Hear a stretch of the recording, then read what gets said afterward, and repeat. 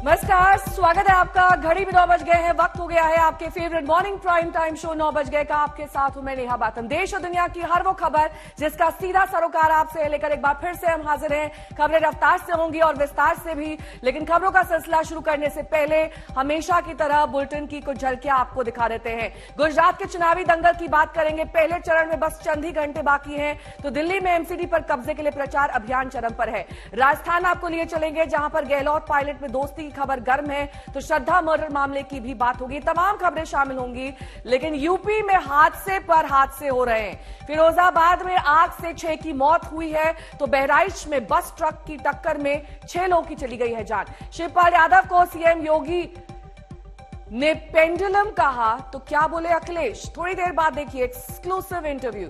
भारत चीन सीमा की बात करेंगे, जहां के करीब औली में भारत अमेरिका का युद्धाभ्यास हुआ। बुलेटिन में आपको दिखाएंगे एक्सक्लूसिव रिपोर्ट। और ठीक आधे घंटे बाद यानी कि 9:30 बजे 100 शहर 100 खबर।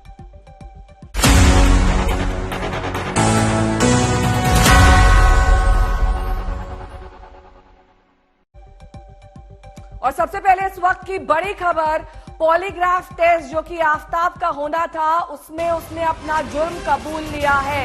आफ्ताब का पॉलीग्राफ टेस्ट करने वाले फोरेंसिक अधिकारियों के हवाले से खुलासा हुआ है कि इस पॉलीग्राफ टेस्ट में आफ्ताब ने अपना जुर्म कबूल किया और ये मान लिया कि श्रद्धा की हत्या उसने की है। आफ्ताब का पॉलीग्राफ टेस्ट करने वाले अधिकारियों के हवाले से खबर कि आफ्ताब को श्रद्धा की हत्या करने का कतई अफसोस नहीं है। तो कबूलनामा पॉलीग्राफ टेस्ट में आगे नार्को टेस्ट भी आ जाएगा। तमाम सवाल नार्को टेस्ट में किए जाएंगे, लेकिन यह अहम कामयाबी यहां पर पुलिस के लिए, क्योंकि कम से कम इससे यह मालूम चलता है कि आफ्ताब ही श्रद्धा का कातिल है और अब इसी को मेन लीड मान के आगे की जांच की जाएगी। 1 दिसंबर को आफ्ताब का नार्को टेस्ट किया जाएगा। इस बीच पॉलीग्राफ टेस्ट में यह अहम कामयाबी, जिसमें आफ्ताब ने श्रद्धा के कत्ल की बात कबूल ली है। हिमांशु मिश्रा मेरे सहयोगी इस वक्त तमाम जानकारी के साथ जुड़े हैं। हिमांशु, देखिए, ये शायद गाहे बगाहे पहला मौका है जब आफ्ताब ने सीधे तौर पर मान लिया है कि उसी ने श्रद्धा की हत्या की है। देखिए, बिल्कुल, जब उसे पहली बार पॉलीग्राफी के लिए ले जाया गया था तो उसने ये कहा था कि मैंने पुलिस को पहले ही सब कुछ बता दिया और सारी सच बात बता दी है, इसकी जरूरत क्या है। लेकिन जब पॉलीग्राफी टेस्ट शुरू हुआ तो उसने, जो एक्सपर्ट उनका कहना, उसने सहयोग किया और काफी हद तक जो उसने पुलिस को इकबालिया बयान दिया था इसमें, जिसने इसने अपना गुनाह कबूल किया है, उसी लाइन पे वो रहा। पुलिस को पॉलीग्राफी टेस्ट से ये कंफर्म करना था, क्योंकि उसने इकबाल अपना नामा तो दे दिया था कि इसने जो जगहें बताई हैं जहां पर उसने बॉडी के टुकड़े फेंके हैं, हथियार फेंके हैं, वो जगह पुलिस को ये जानना था कि ये कहीं गुमराह तो नहीं कर रहा। और उन्हीं चीज की कंफर्मेशन के लिए पुलिस की लगातार कोशिश जारी है। और जो भी पॉलीग्राफी की फाइनल रिपोर्ट जब पुलिस को मिलेगी, हालांकि जांच अधिकारी को समय समय पर सारी अपडेट मिलती रहती है, लेकिन जब फाइनल रिपोर्ट दिल्ली पुलिस को मिलेगी तो उससे पुलिस को उम्मीद है कि उनकी जांच में इससे तेजी आएगी और उनको मदद मिलेगी। क्योंकि ये जो कबूलनामा है, ये पुलिस के लिए कहीं ना कहीं एक कामयाबी भी है। और दूसरी तरफ आप देखिए कि पुलिस को इस मामले में घर से स्टेन्स मिल गए हैं ब्लड के, इसके अलावा टुकड़े मिल गए हैं कहीं। तो इन सारी चीजों की जब रिपोर्ट आ जाएगी, नार्को की जब रिपोर्ट आ जाएगी, तो निश्चित तौर से जो पिछले 20 दिनों से पुलिस इस पूरे केस की जांच में लगी हुई है, दिल्ली के अलावा 4 और राज्यों में दिल्ली पुलिस की जो जांच चल रही है, उन सब की रिपोर्ट को जब कंपाइल करेगी, सारे एविडेंसेस को जोड़ा जाएगा, तो इसमें पुलिस को इन सारी चीजों से बेहद मदद मिलने वाली है। नेहा, साथ ही ये आफ्ताब का मानना कि उसी ने श्रद्धा का कत्ल किया है, कल के नार्को टेस्ट को किस तरीके से प्रभावित करने वाला है हिमांशु? देखिए, ये जो चीज है वो पहले से ही उसने, देखिए, पुलिस के इकबालिया बयान में उसने कहा, लेकिन कोर्ट में ये एडमिसिबल नहीं होता, क्योंकि पुलिस को उसके लिए सबूत ढूंढने पड़ते हैं। पॉलीग्राफी में भी उसने इस बात को अब कबूल कर लिया है। निश्चित रूप से ये अपने बयान पर वो अभी तक, देखिए, बनाया हुआ है। जो उसने पुलिस को बोला वही चीजें पॉलीग्राफी में भी आ गई। अब लेकिन पुलिस को चाहिए होता है एविडेंस, पुलिस बयान पे नहीं, एविडेंस। और पुलिस की कोशिश है कि जो भी उसके बयान है उससे रिलेटेड एविडेंसेस को वो जुटाए। अब कल नार्को होना है, सारे टेस्ट उसके कल कंप्लीट कर लिए गए थे।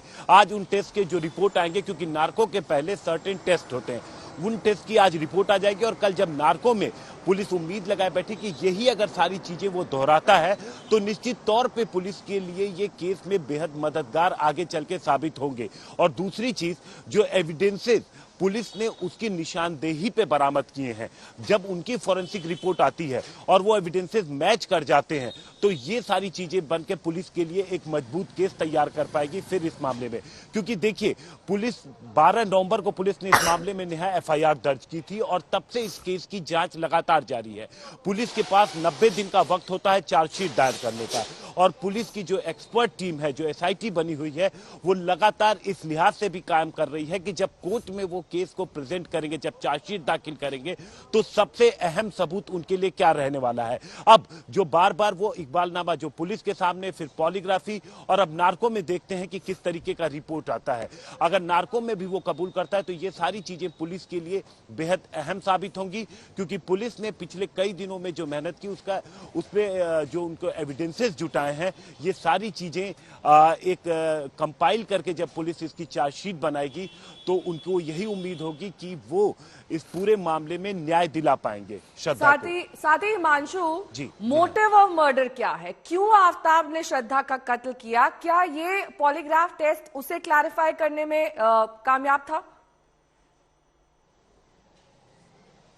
देखिए, बिल्कुल अभी तक की जो बात समझ में आई है, देखिए एक तो शुरू से अगर इसके रिलेशंस को देखें हम, तो आप देखिए मारपीट कोई नई चीज नहीं थी। एग्रेसिव नेचर उसका जो निकल करके सामने आया है, क्योंकि जो 2 साल पुराना शिकायत श्रद्धा ने दी थी, उस शिकायत में भी उसने जो कुछ लिखा था कि मारेगा, उसने कहा मारने की धमकी देता है, टुकड़े करके फेंक देगा, वही सब कुछ श्रद्धा के साथ हुआ।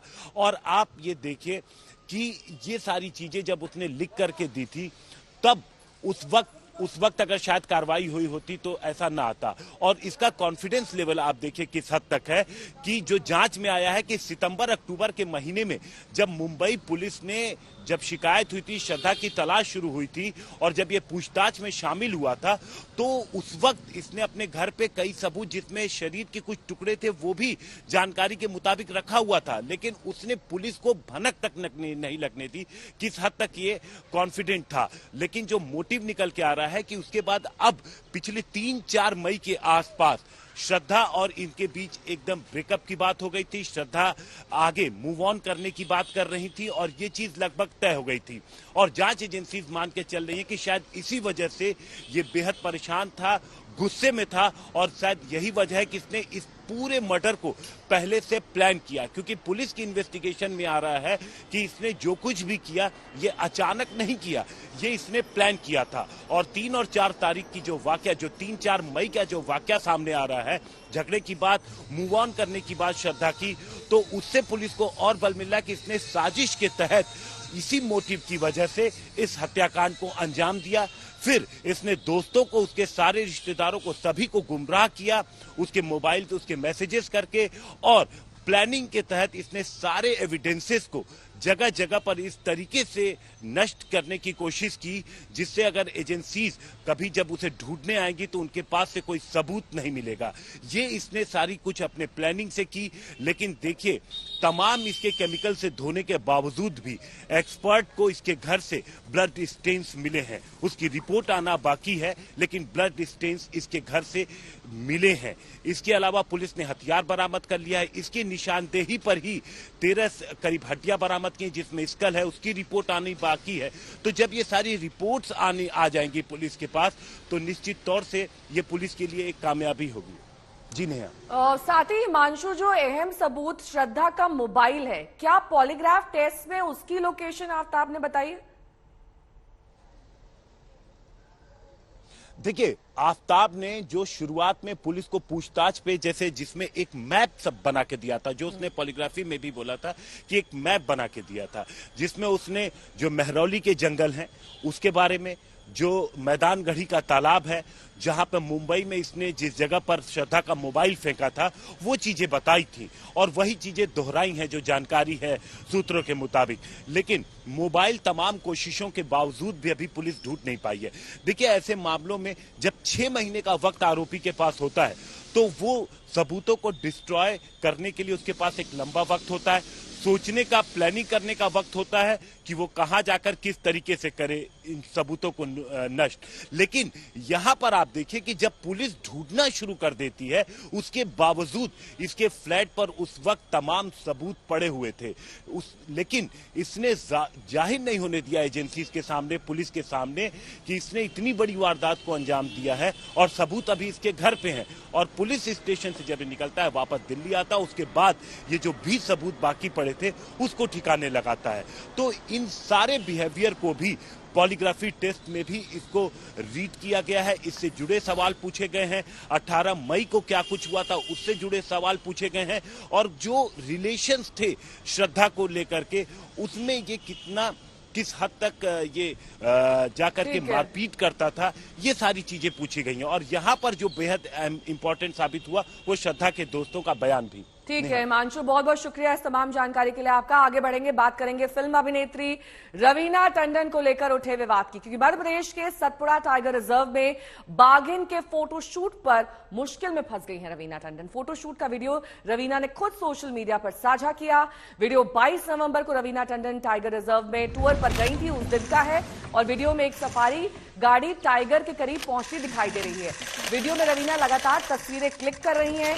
टाइगर ने दहाड़कर उन्हें डराने की कोशिश की और फिर वहां से चला गया। ये वीडियो तेजी से वायरल हुआ, जिसके बाद ये विवाद में आ गया और वन विभाग इसकी जांच के आदेश दे चुका है। रवीना पर टाइगर रिजर्व के नियमों को तोड़ने का आरोप लगा है। गाड़ी के ड्राइवर और ड्यूटी पर तैनात अधिकारियों को इस संबंध में नोटिस भेजा जाएगा और उनसे पूछताछ होगी। नियम के मुताबिक टूरिस्ट को 20 मीटर की दूरी से ही वन्य प्राणी को देखने की इजाजत है। हालांकि रवीना ने ट्विटर पर लिखा है कि टाइगर करीब आया तो हमने बिना हरकत किए शांति से उन्हें देखा। तो अपनी सफाई देने के लिए रवीना टंडन ने ट्विटर का सहारा लिया है। इसी पर उन्होंने अपना क्लैरिफिकेशन दिया, ये बताया कि कैसे और कब ये वीडियो उन्होंने शूट किया। जब बाघ खुद उनके करीब आया, टाइगर नजदीक आया, तब उन्होंने ये वीडियो बनाया और किसी तरीके से टाइगर के साथ छेड़छाड़ नहीं की गई है।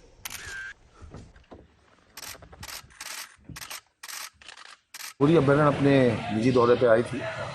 उनके द्वारा जो ट्वीट किया गया है उसके संबंधित से जो वहाँ के गाइड है और कर्मचारी से बातचीत की जाएगी। और सभी जो आने वाले हमारे सतपुड़ा में विजिट करने वाले पर्यटक हैं, उनसे यही है कि कभी कोई वन प्राणियों के पास ना जाएं और दूर से ही देखें, और अगर पास आकर दूर हट जाएं।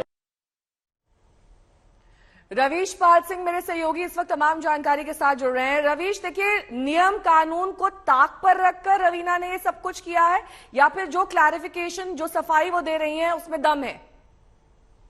देखिए नेहा, इसमें दो चीजें हैं। पहला तो ये कि रवीना जिस गाड़ी में सवार है वो मध्य प्रदेश वन विभाग की गाड़ी है।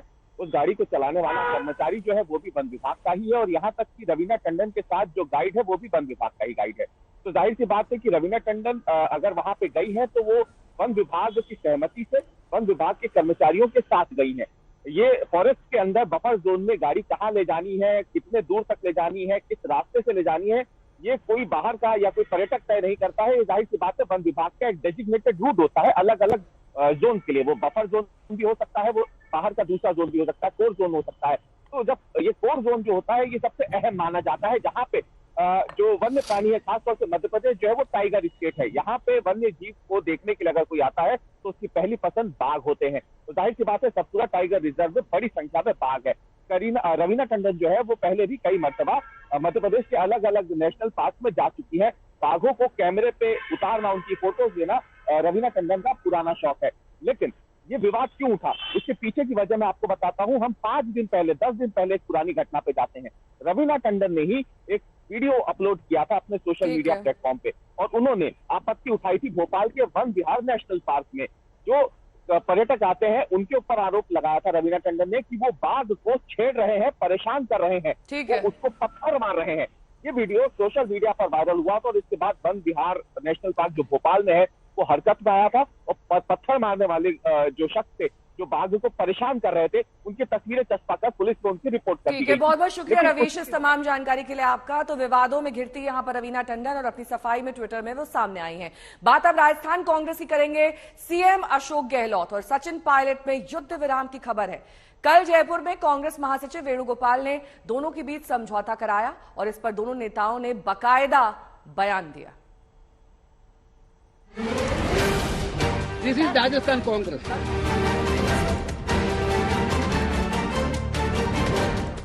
एक तरफ राजस्थान के सीएम अशोक गहलोत, दूसरी तरफ सचिन पायलट और बीच में कांग्रेस के महासचिव केसी वेणुगोपाल। तीन नेता एक दूसरे हाथ उठाए ये दिखाने की कोशिश में हैं कि राजस्थान में कांग्रेस फिर एकजुट हो गई है। न गहलोत खेमा न पायलट खेमा, सब एक हैं। दोनों नेता पार्टी की पूंजी हैं। Yesterday that has been cleared by Rahul Gandhi, our leader, very clearly. Ashok Gehlot, Sachin Pilot दोनों पार्टी का असत है। दोनों पार्टी के असत है। राहुल गांधी का क्लियर कट वर्ड हुआ। राजस्थान में पिछले विधानसभा चुनाव के नतीजे के बाद से गहलोत और पायलट में सत्ता का संघर्ष चल रहा है। पिछले दिनों बात और बिगड़ गई जब आला कमान ने सचिन पायलट को जयपुर में बिठाने की कोशिश की, लेकिन अशोक गहलोत खेमे के विधायकों ने शक्ति प्रदर्शन कर पायलट की वापसी का रास्ता रोक दिया। दोनों की तनातनी इतनी बड़ी कि अशोक गहलोत ने सचिन पायलट के लिए गद्दार जैसे शब्दों का इस्तेमाल कर दिया। अब वही गहलोत अपने विरोधी सचिन पायलट को पार्टी का एसेट्स बता रहे हैं। और राजस्थान सब एकजुट है। मैंने आपको कहा, तो राहुल गांधी जी ने कहा कि दोनों सम्मानित नेता है, एसेट है। तो अशोक गहलोत और सचिन पायलट एसेट है। हमारी पार्टी में खूबी है कि जब नंबर 1 कह देता कोई आदमी, नंबर 2 कह देता, नंबर 3 कहता, और ये हमारे नंबर 1, 2, 3 है ही नहीं। जब खड़गे साहब अध्यक्ष बन गए हैं तो सोनिया जी और राहुल जी उनकी नेचर हम जानते हैं कि किस प्रकार से वो प्रोटोकॉल निभाना जानते हैं। जब राहुल जी ने ये बात कह दी है तो हमारी पार्टी की बहुत बड़ी खासियत रही है कि हमेशा जब संदेश नेता का आता है तो नीचे तक सब मिलकर के राजनीति करते हैं। दरअसल राजस्थान कांग्रेस के इस ताजा घटनाक्रम के पीछे है राहुल गांधी की भारत जोड़ो यात्रा। राहुल गांधी की यात्रा राजस्थान पहुंचने वाली है और राहुल गांधी चाहते थे कि भारत जोड़ो यात्रा के राजस्थान पहुंचने से पहले गहलोत और पायलट आपस में जुड़ जाएं। इस मिशन में वेणुगोपाल को लगाया गया। करीब 3 घंटे की बैठक में वेणुगोपाल दोनों नेताओं को साथ लाने में कामयाब हो गए। राजस्थान में जब भारत जोड़ो यात्रा आएगी, एक बहुत ही ऐतिहासिक यात्रा होने वाली है और हर वर्ग इस यात्रा से जुड़ेगा। स्वतः ही अपनी इच्छा से लोग आएंगे और लाखों की तादाद में राहुल जी के साथ लोग जुड़ेंगे। हम सब ने चर्चा करी है और मैं पूरे प्रदेशवासियों की तरफ से ये संदेश देना चाहता हूं, हम सब जो कांग्रेस के कार्यकर्ता हैं, कि इस यात्रा में हम सब मिलकर राहुल जी को, पार्टी को, सबको आगे लेकर रखेंगे। लेकिन अभी बड़ा सवाल ये है कि सिर्फ हाथ मिले हैं या दिल का भी मिलन हुआ है। शरद कुमार, जयपुर, आज तक।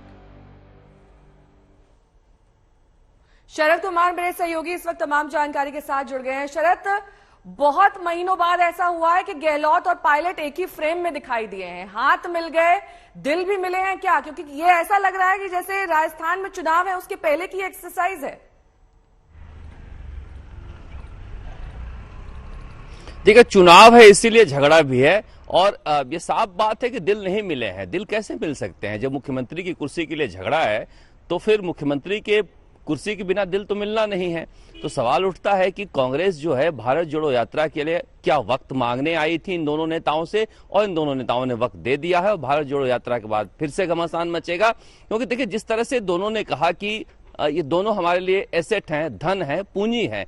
पूंजी लगाकर पूंजी को बढ़ाया जाता है और दूसरी तरफ पूंजी को बैंक में, संदूक में बंद कर दिया जाता है। 2 तरह की पूंजी होते हैं।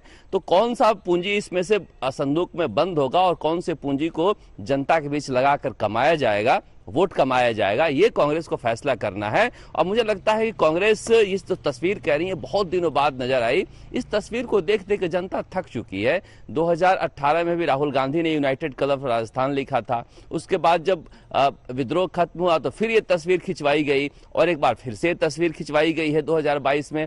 अब इन तस्वीरों का मायने नहीं है, क्योंकि देखिए जैसे ही मीटिंग खत्म हुई दोनों नेताओं ने एक दूसरे की तरफ देखा तक नहीं। मीटिंग के पहले भी दोनों नेताओं की तरफ से एक वीडियो जारी किया गया कांग्रेस की तरफ से एक दूसरे को अभिवादन करते हुए, क्योंकि पिछले मीटिंग में दोनों ने एक दूसरे से का अभिवादन भी नहीं किया था। तो आप समझ सकते हैं कड़वाहट इतनी ज्यादा है कि हाथ मिलाने से दूर होने वाला है नहीं, और कांग्रेस के पास कोई रास्ता दिख नहीं रहा है। सचिन पायलट बेहद लोकप्रिय नेता हैं और इस लोकप्रियता को कांग्रेस समझ रही है, इसलिए खोना नहीं चाहती है। मुख्यमंत्री अशोक गहलोत का क्या करें कांग्रेस को समझ में आ नहीं रहा, क्योंकि राष्ट्रीय अध्यक्ष का पद दिखाई दे रहा है शरद की हाथ तो मिल गए हैं लेकिन दिल अभी भी मिलने बाकी हैं, और शायद ये कवायद राजस्थान में चुनाव को लेकर है। अब खबर गुजरात चुनाव से जुड़ी हुई।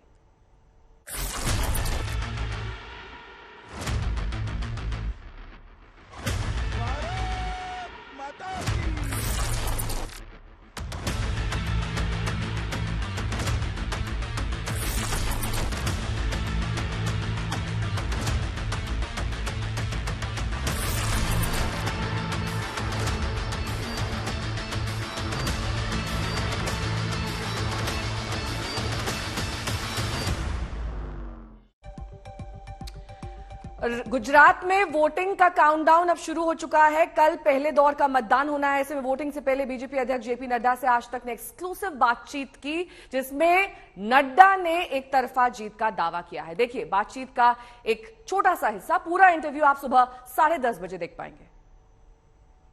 भारतीय जनता पार्टी के पक्ष में एक तरफा फैसला गुजरात की जनता ने मन बना लिया है, ऐसा मुझे दिख रहा है। अभी आपने सौराष्ट्र की बात की, साउथ गुजरात की बात की, वहाँ मैं लगभग सभी प्रमुख स्थानों पर होकर के आया हूँ। जनसभाएं भी हुई हैं, रोड शो भी हुआ है, और आज भी मैं दाहोद में गया था, फिर भावनगर गया था। भावनगर में आज प्रचार रुक गया है। जो मुझे दिखता है वो ये दिखता है कि लोगों ने मन बना लिया है। सबसे पहली बात अंजना जी ये है कि यहाँ लोगों को अथाह प्रेम आदरणीय प्रधानमंत्री मोदी जी से है, अटूट विश्वास है, और गुजरात को एक विकसित गुजरात के तरफ ले जाने में जो योगदान बतौर मुख्यमंत्री मोदी जी ने किया है, और बाद में प्रधानमंत्री के रूप में उन्होंने जो गुजरात को आशीर्वाद दिया है, उसके प्रति लोगों का एक तरफा रुझान भारतीय जनता पार्टी के पक्ष में है।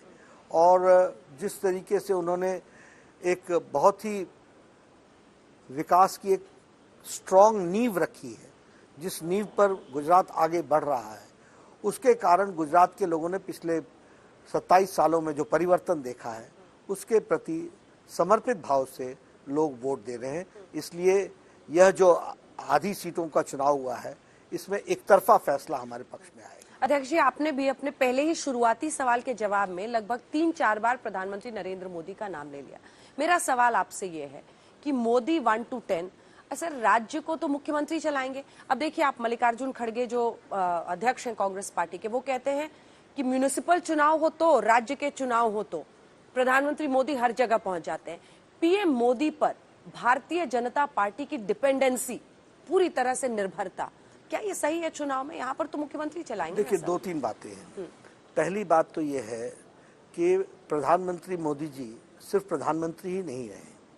प्रधानमंत्री मोदी जी एक ऐसी शख्सियत हैं जिन्होंने राजनीति की संस्कृति बदली, इसलिए उनका नीचे तक जो प्रभाव है वह प्रभाव हम सबको राजनीति में देखने को मिलता है।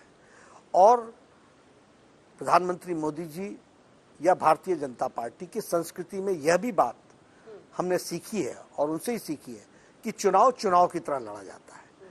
और हमारे प्रधानमंत्री जी सबसे विश्वसनीय नेता हैं, अथाह प्रेम, मैंने कहा अटूट विश्वास है, तो उनका सदुपयोग हो।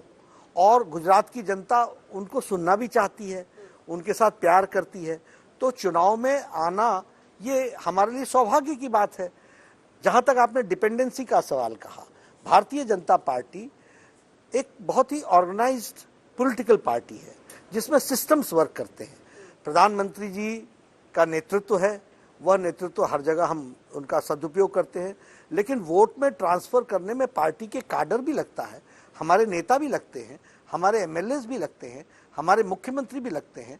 लेकिन यह तो कोई, इसमें तो कोई दो राय नहीं है कि यदि वो हमारे सबसे महत्वपूर्ण शख्सियत हैं और दुनिया मानती है, तो उनका सदुपयोग हो गुजरात के चुनाव में, ये तो हम करते ही हैं। तो नड्डा जी का ये इंटरव्यू आप पूरी तरीके से देख सकते हैं आज सुबह 10:30 बजे। और इसके साथ ही आपको बता दें, गुजरात चुनाव में जायके का महत्व, वडोदरा आपको लिए चलेंगे लंच ब्रेक में और आपको दिखाएंगे क्या कह रहा है वहां पर लोगों का मिजाज चुनाव को लेकर और साथ ही वडोदरा का जायका। वडोदरा का रात्रि बाजार, प्यारेलाल की कचौरी, उत्तर प्रदेश की कचौड़ी देखी होगी, राजस्थान की कचौड़ी देखी होगी, लेकिन अब गुजरात की कचौड़ी देखिए। गुजरात का चुनावी टेस्ट। कोई सुधार करने की जरूरत नहीं है, यहाँ पे हर कोई ऐसे ही खुश है। मीठे वादे कितने ग्रेट। दूसरे स्टेट में जाए और वहाँ पे जाके जब हम कंपेयर करते हैं तो ऐसा लगता है कि गुजरात इज फार बेटर। भी जो काम करेगा उसको ही वोट देंगे। देखिए चुनावी लंच ब्रेक दोपहर 1:30 बजे वडोदरा से नेहा बाथम के साथ। तो गुजरात में चुनावी शोर है तो यूपी के मैनपुरी और रामपुर में भी उपचुनाव का जोर है। समाजवादी पार्टी के नेता रामपुर में अपना गढ़ बचाने के लगातार इमोशनल प्रचार कर रहे हैं। कल उन्होंने क्या कुछ कहा, देखिए रिपोर्ट। हमने तो पार्टी की है, अंधेरी कोठरी के वक्त लोगों से गुजारे नहीं जाएंगे और किसी को नहीं मालूम जिसके नाम का चिराग रोशन होता था और जिसके नाम का चिराग गुल होता था उसका नाम मिसेस इंदिरा गांधी था। लेकिन मिसेस इंदिरा गांधी की कांग्रेस का नाम निशान खत्म हो गया और खास तौर से वो उत्तर प्रदेश जहां से उनके खानदान के लोग वजीर आजम बनते थे, आज अगर किसी शहर में 10 लोग तलाश किए जाए तो कांग्रेस के नहीं मिलते। कोई गुमान में न रहे, फिरौन तारीख में जिंदा था और जिंदा रहेगा। और शिवपाल यादव को मुख्यमंत्री योगी आदित्यनाथ ने पेंडुलम बोला था। उसी टिप्पणी पर अखिलेश यादव से बातचीत की गई है, सुनिए इस बातचीत के अंश। कई मामले आए हैं, आप लोग लगातार इस मामले को उठा भी रहे हैं, यहाँ तक कि राज्यपाल से भी आप लोगों ने मुलाकात की है कि आपके कार्यकर्ताओं को उठाया जाए। मैं आपसे ये कहूंगा, इस मैनपुरी जिले में जो लगातार चुनाव से आते आते जो कार्रवाई हो रही है, आप देखिए किस पर कार्रवाई हो रही है। वो समाजवादी पार्टी का कार्यकर्ता नेता है और पहली बार नहीं हो रही है कार्रवाई। आप देखिए मोहम्मद आजम खान साहब, शिवपाल चाचा क्योंकि समर्थन दे दिया तो उनकी सिक्योरिटी कम कर दी, उनके एसओ बदल दिए, छुट्टी पे चले जाएं। धमकी दी जा रही है कि ईडी सीबीआई होगी। और नाहिद हैं विधायक, वो जेल में हैं, दीपक यादव जेल में। ये सरकार तो मनमर्जी की है, किसी पे झूठा मुकदमा लगा दो। ये अधिकारी क्या काम कर रहे हैं, जेल भेज रहे हैं, जिसका चाहते हैं उसको जेल भेज रहे हैं। बीजेपी जिसको कह रही है उसको जेल भेज रहे हैं, उस पर झूठे मुकदमे लग रहे हैं। लेकिन जनता देख रही है कि सरकार नाकाम हो चुकी है, मतदान इनके खिलाफ होगा। मुख्यमंत्री यहाँ आए और उन्होंने जो भाषण दिया उसमें आपसे ज्यादा आपके चाचा के खिलाफ तलखी दिखाई दी। पेंडुलम कहा कि वे पेंडुलम हो गए हैं, फुटबॉल हो गए हैं। आप इसको किस तरीके से देखते हैं इस बयान? देखिए, मुख्यमंत्री जी फिजिक्स के स्टूडेंट नहीं है और जो जनता आई थी वो पेंडुलम का क्या मतलब समझ रही होगी तो मुझे नहीं पता। और चाचा पुराने नेता हैं, पुराने राजनीति में हमसे भी ज्यादा अनुभव है उनके। और पेंडुलम का उदाहरण झूला हो सकता है। नेताजी जी के साथ उन्होंने काम किया है, राजनीति में अनुभव है उनको, तो इसलिए इस तरह की भाषा का इस्तेमाल करना ये मुख्यमंत्री स्तर से ठीक बात नहीं है। गुजरात में मंगलवार को पहले चरण के लिए चुनावी प्रचार का शोर समाप्त हो गया है। प्रचार के अंतिम दिन सभी दलों ने पूरा दमखम दिखाया। बीजेपी की ओर से दिग्गज नेताओं का जमघट लगा तो कांग्रेस और आम आदमी पार्टी ने अपनी पूरी ताकत से प्रचार किया।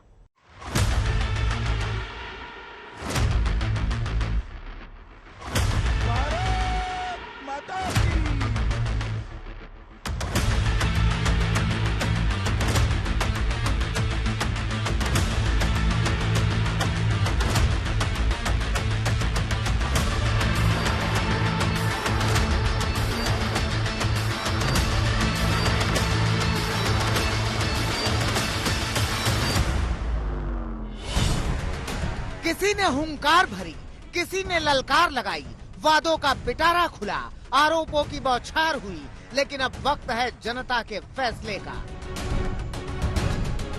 गुजरात में पहले चरण का चुनाव प्रचार खत्म हो चुका है। किसी को अपने सबसे मजबूत किले को बचाना है तो किसी को अपनी खोई हुई विरासत को पाना है।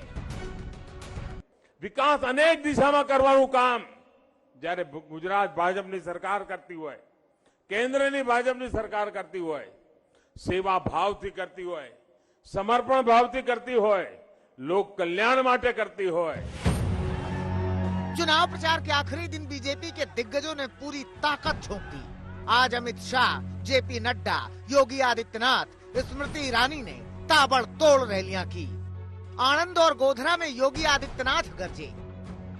अयोध्या में राम मंदिर का निर्माण हो इसलिए ही बाधित था क्योंकि कांग्रेस बैरियर के रूप में काम कर रही थी। ये देश के विकास का बैरियर भी है, आस्था के सम्मान का बैरियर भी है, बहन बेटियों की सुरक्षा का बैरियर भी है और यह देश को समृद्धि के पथ पर अग्रसर करने का बैरियर भी कांग्रेस बनी हुई है। दाहोद, खेड़ा, अहमदाबाद में अमित शाह ने मोर्चा संभाला तो वहीं भावनगर और वडोदरा का जिम्मा जेपी नड्डा ने अपने कंधों पर उठाया। जहाँ जहाँ मैं जा रहा हूँ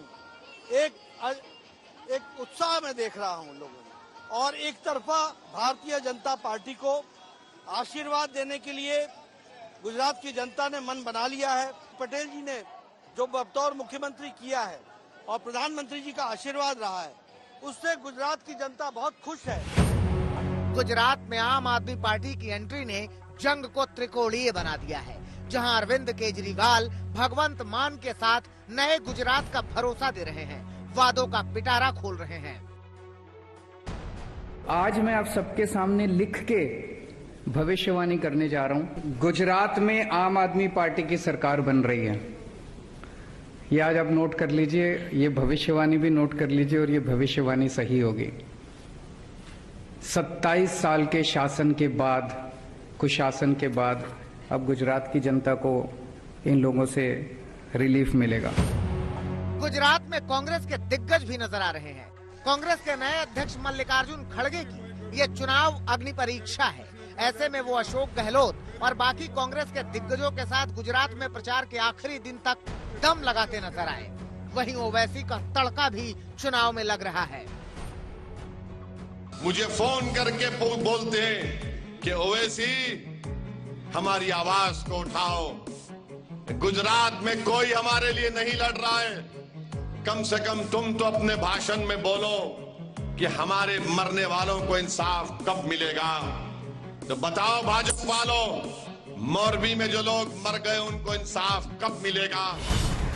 गुजरात में विधानसभा की कुल 182 सीटें हैं, जहां पहले चरण में 1 दिसंबर को 89 सीटों पर मतदान होगा।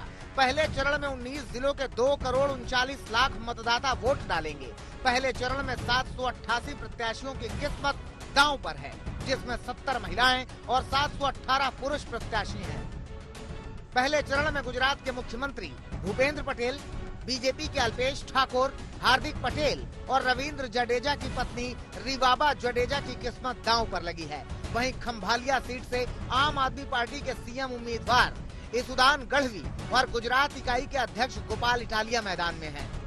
सौराष्ट्र, कच्छ और दक्षिण गुजरात में पड़ने वाली इन सीटों में अब तक बीजेपी और कांग्रेस के बीच कांटे की टक्कर रही है, लेकिन इस बार आम आदमी पार्टी यहां सेंध लगाने की कोशिश कर रही है। 2017 के चुनाव में अमरेली, नर्मदा, डांग, तापी, अरावली, मोरबी और गिर सोमनाथ में बीजेपी का एक भी खाता नहीं खुल पाया था, लेकिन इस बार पीएम मोदी से लेकर बीजेपी के दिग्गज नेताओं ने यहां पूरा जोर लगाया है। वहीं केजरीवाल ने भी इन इलाकों में ताबड़तोड़ रैलियां की है। अब बारी जनता की है, जिसे अपना फैसला सुनाना है। चित्रा त्रिपाठी, गोपी घांघर और मिलन शर्मा के साथ आज तक ब्यूरो।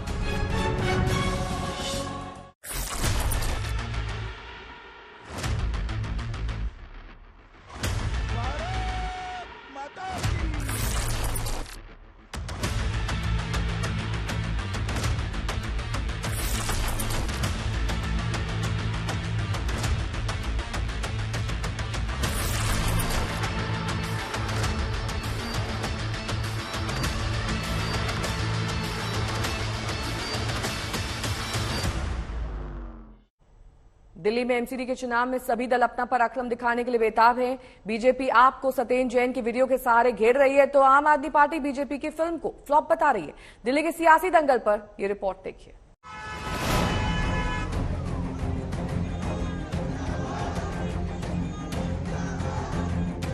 दिल्ली में एमसीडी चुनाव की तारीख करीब आई तो सीएम अरविंद केजरीवाल ने मंच छोड़कर दिल्ली की गलियों का रुख कर लिया। अरविंद केजरीवाल जो कि दिल्ली के मुख्यमंत्री भी हैं, वो ग्रेटर कैलाश विधानसभा में पदयात्रा निकाल रहे हैं, घर घर जाकर कैंपेन कर रहे हैं, पर्चे बांट रहे हैं। ये देखिए तस्वीरें, यहाँ पे जो तमाम लोग हैं इनके बीच पहुंचकर झाड़ू झाड़ू अरविंद केजरीवाल कह रहे हैं। और चलते रहिए क्योंकि यहाँ पर ये गली है तमाम, ये देखिए यहाँ पे जो लोग मौजूद हैं उन्हें पर्चा देकर अरविंद केजरीवाल झाड़ू के निशान पर वोट देने की बात कर रहे हैं। दिल्ली में आम आदमी पार्टी ने डोर टू डोर कैंपेन शुरू कर दिया। जनता के बीच बैठकर चाय की चुस्कियां ली तो बीजेपी को जमकर कोसा। अब आपके पास आया हूँ, मेरे को बड़ी तकलीफ होती है। दिल्ली में कूड़ा कूड़ा हो रहा है चारों तरफ, बहुत गंदगी हो रही है, चारों तरफ कूड़ा कूड़ा हो रहा है। एमसीडी का काम है, इन्होंने करा नहीं। एक मौका दे दो, आज आपके यहाँ प्रजापति मोहल्ले में कह के जा रहा हूँ, आप मौका दे दोगे मैं कूड़ा साफ कर दूंगा पूरी दिल्ली का। दिल्ली एमसीडी चुनाव में सत्येंद्र जैन के वीडियो पर भी जमकर सियासत हो रही है। ऐसे में केजरीवाल ने बीजेपी की ओर से जारी हो रहे वीडियो पर भी तंज कसा। अब उन्होंने वीडियो कंपनी चालू करी है बीजेपी वालों ने। जैसे हर शुक्रवार को पिक्चर रिलीज होती है ना, इनका रोज एक वीडियो रिलीज होता है। 9 बजे मॉर्निंग शो शुरू होता है, बस एक ही शो होता है 12 बजे तक, उसके बाद वो शो खत्म, पिक्चर फ्लॉप हो जाती है इनकी सारी। उसमें पिक्चरों में इनके वीडियो में ना तो कोई गाना ना कोई डांस, तो एक वो रिंकिया के पापा डाल देते किसी वीडियो में। इस बीच आम आदमी पार्टी की ओर से केजरीवाल पर पत्थर से हमले का दावा किया गया। पत्थर दिखाकर आम आदमी पार्टी की ओर से कहा गया कि इसका इस्तेमाल गुजरात में स्कूल निर्माण में किया जाएगा। इस बीच बीजेपी की ओर से एक और वीडियो जारी किया गया जिसमें आम आदमी पार्टी पर बच्चों से प्रचार कराने का आरोप लगाया गया है।